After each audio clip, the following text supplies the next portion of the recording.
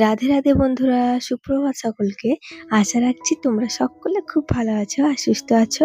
মিষ্টি পরিচয় চ্যানেলের আরও একটা নতুন ভিডিওতে তোমাদের সকলকে জানাচ্ছি অনেক স্বাগত। ঠিক আগের দিন যেখান থেকে ভিডিওটা শেষ করেছিলাম ওখান থেকেই কিন্তু শুরু করেছি। তো এখন হচ্ছে বিকেলে আর আমরা হচ্ছে আমি দিদিভাই দুজন মিলে কিন্তু মায়ের মালা গাঁথতে বসেছি। তো ওরা গেছিলো হচ্ছে কোলাঘাট থেকে হচ্ছে সমস্ত ফুল কিনে নিয়ে এসেছিলো। আসলে পুজোয় যা ফুল লাগে ওরা সমস্তটাই কিন্তু দেয়। তো এখান থেকে কিন্তু ফুলের মালা কিনে নিয়ে আসেনি দিদিভাই, তো ও নিয়ে এসেছিলো কুঁড়ি, কারণ ফুলের মালা কিনে নিয়ে আসলে না ওই কীরকম একটা হয়ে যায়। তো সেই জন্য কুঁড়ি নিয়ে এসেছিলো প্যাকেট করে শালপাতায় মুড়ে একদম, সেগুলো বেশ সুন্দর ছিল আর দুজন মিলে কিন্তু গেঁথেও নিয়েছি। তো মালা গাঁথা হয়ে গেছে আর এই যে এখানে দেখতেই পাচ্ছ আমরা এখন চলে এসেছি ঠাকুর নিতে। আর ঠাকুর নিতে এদের একদম কাছাকাছি থেকেই আসে আর কি। তো সবাই মিলে এখানে নাচানাচি করছিল।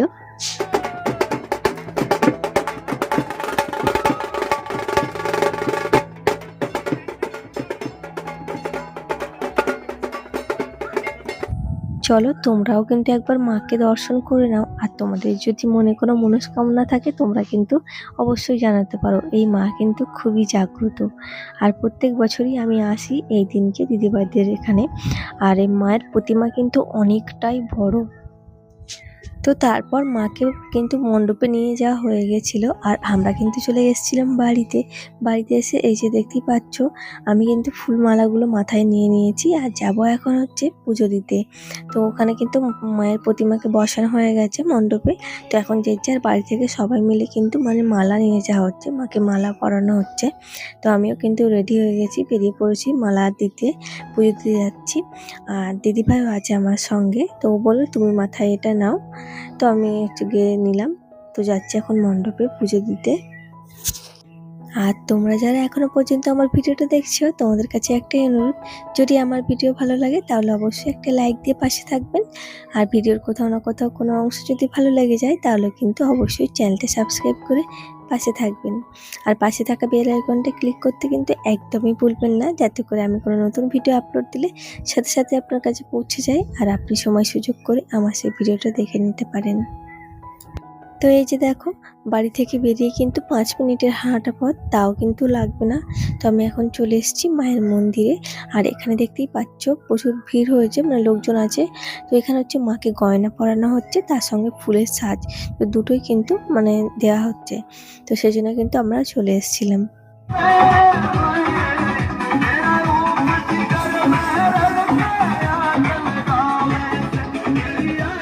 তো তারপর কিন্তু মালা দিয়ে আসার পর আমি কিন্তু আর ওদিকে যাইনি। বাবু যেহেতু ঘুমিয়ে পড়েছিল, ও যেতে চাইছিল না, সেজন্য কিন্তু দিদিভাইদের পুজো ওকে তো যেতেই হচ্ছে। তো বাবু ছিল বাইরে, তো টুকটাক ও বেরোচ্ছিল। আর পুজো যেমন আমাদের পুজোতে যেমন সারা রাত্রি জাগি, ও কিন্তু ওদের পুজোতেও সারা রাত জাগে। তো সারা রাত জাগার পর ওরা আর ইচ্ছে করছিল না কিছু করার, ও একটু শুয়েছিল।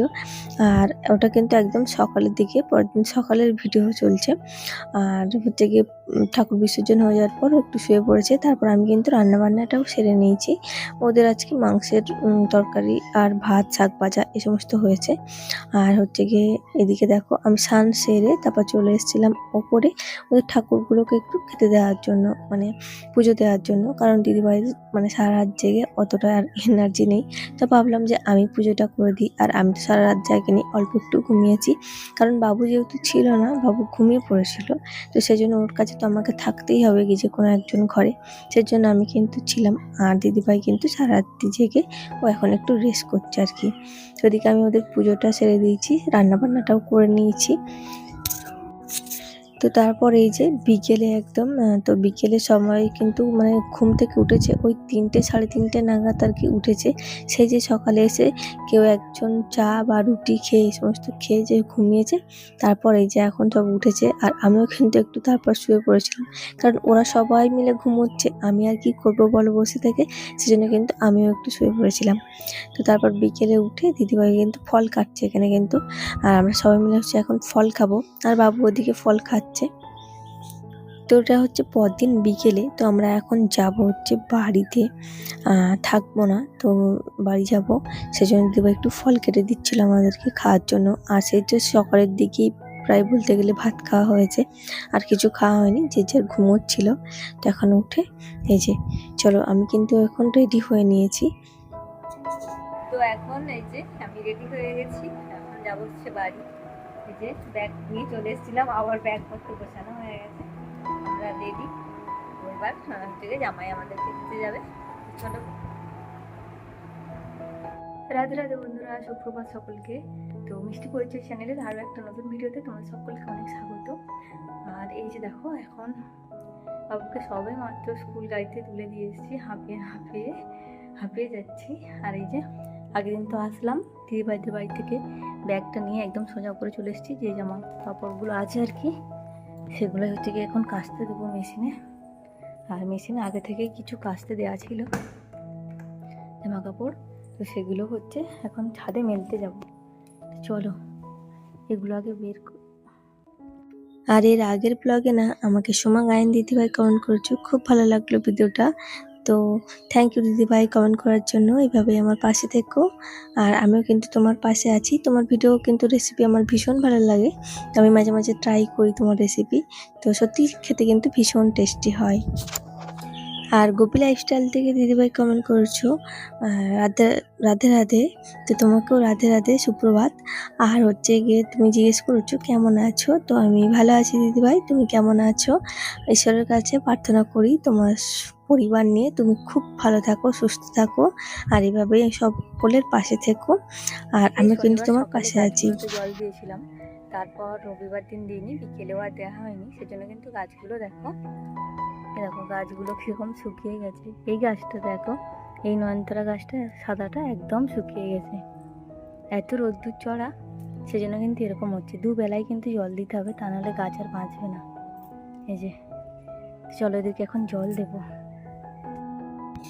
ঘরের মানুষ ঘরে না থাকলে যা হয় দেখতেই পাচ্ছ গাছগুলোর কি অবস্থা হয়েছে। কারণ আমি তো দুদিন ছিলাম না, 2 দিন মানে শনিবারে গেছিলাম, আমি এসেছিলাম রবিবার দিনকে। তো রবিবারে সন্ধ্যা হয়ে গেছিলো, তারপর দিন সকালে আমি হচ্ছে গিয়ে এই ভিডিওটা বানিয়েছি।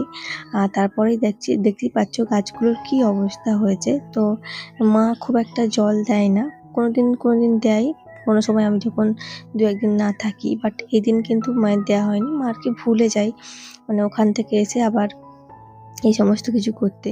তো গাছগুলো আমার দেখতেই পাচ্ছিলে কি রকম একটা অবস্থা হয়েছে শুকিয়ে। আর এরকম গাছগুলো হয়ে গেলে না মনটা কিন্তু ভীষণ খারাপ লাগে, কারণ কত কষ্ট করে জল দিয়ে ছাদের উপরে গাছ, মানে বুঝতেই পারছো কতটা ওদেরকে যত্ন করতে হয়, নাহলে কিন্তু ওরা বাঁচবে না। মাটিতে তুমি যা মন করে হোক লাগিয়ে দেবে, কিন্তু ওরা বেঁচে যাবে, খুব সুন্দরভাবে ফুল হবে, কিন্তু ছাদের ওপর টবেতে গাছ দিলে একটু তো খাটনি আছে আমার মনে হয়। তো সত্যি এই গাছগুলোকে দেখে না আমার ভীষণ মনটা খারাপ হয়ে গেছিলো। তো তারপর ওদেরকে আবার জল দিয়েছিলাম, তো জল দেওয়ার পর দেখছি পরদিনকে সুন্দর তাজা যেমন ছিল তেমন হয়ে গেছে। তো ওরা জলের জন্য কিন্তু ওরকম হয়ে গেছিলো। আর এখন তো ভীষণ রোদ্দুর চড়া, তোমরা তো বুঝতেই পারছো। আর এই যে দেখো, এখন যে জামা কাপড়গুলো ছিল আর কি বাবুর, সেগুলো হচ্ছে কাচা ধোয়া করে নিচ্ছি। ওগুলো মেশিনে দিই না, কারণ নতুন জামা মেশিনে দিলে না কীরকম একটা নেতা মতো হয়ে যায়, আর তার সঙ্গে কিন্তু মানে প্রিন্টগুলোও কেমন একটা হয়ে যায়, সেজন্য আর মেশিনে দিলাম না। তো ভাবলাম যে একদম হাতে ওগুলো কেচে দিই, কেচে ধুয়ে মেলে দিই। তো ওদিকে জামা কাপড়গুলো মেলে তারপর চলে এসেছিলাম নিচে। আর আজকে তরকারি হচ্ছে দেখো, কুমড়ো, আলু, পুঁই শাক, বেগুন, এই সমস্ত কিছু দিয়ে কিন্তু একটা মানে সবজি হচ্ছে। তার সঙ্গে হচ্ছে কাতলা মাছ, আর কাতলা মাছের কারি বানাবো, আর তার সঙ্গে পুঁই শাকের তরকারি, চাটনি, এই সমস্ত কিছুই বানাবো।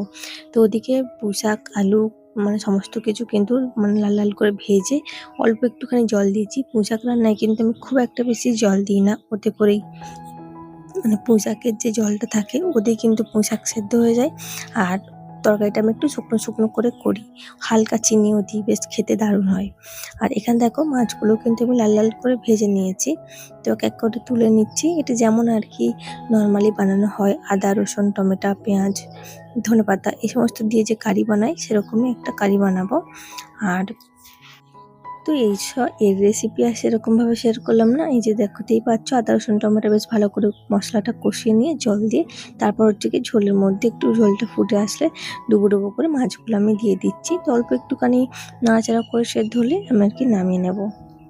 তোমাদের আমার এই পুরো ভিডিওটা কেমন লাগলো তোমরা কিন্তু অবশ্যই কমেন্টে জানিও। আর তোমাদের যদি কোনো কোয়েশ্চেন থাকে তাহলে কিন্তু তোমরা অবশ্যই করতে পারো।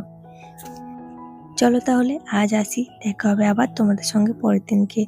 সবাই খুব ভালো থাকবেন, সুস্থ থাকবেন। অনেক গল্প, অনেক কথা হবে আগে। টাটা।